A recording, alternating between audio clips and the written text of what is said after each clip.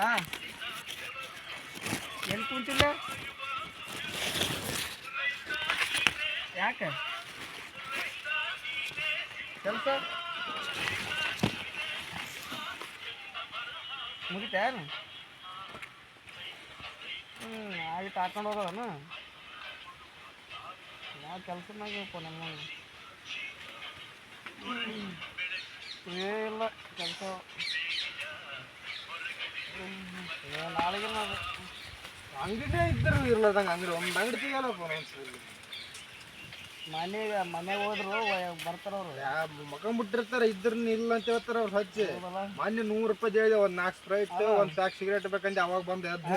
ಇಲ್ಲಿಕಂದ್ರೆ ಅಲ್ಲೇ ಮಕ್ಕ ಹಚ್ಚಿದ್ದೆ ಮಾಡ್ತಕ್ಕ ಹಾಂ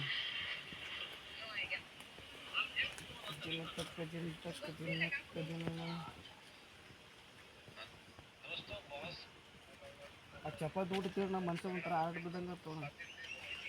ನಿನ್ನ ಹಂಗೆ ಆಗಿತ್ತು ನಂಗೆ ಆರಟ ಬಿದ್ದಂಗೆ ಅದಕ್ಕೆ ಅಂದ್ರೆ ಒಳ್ಳೆ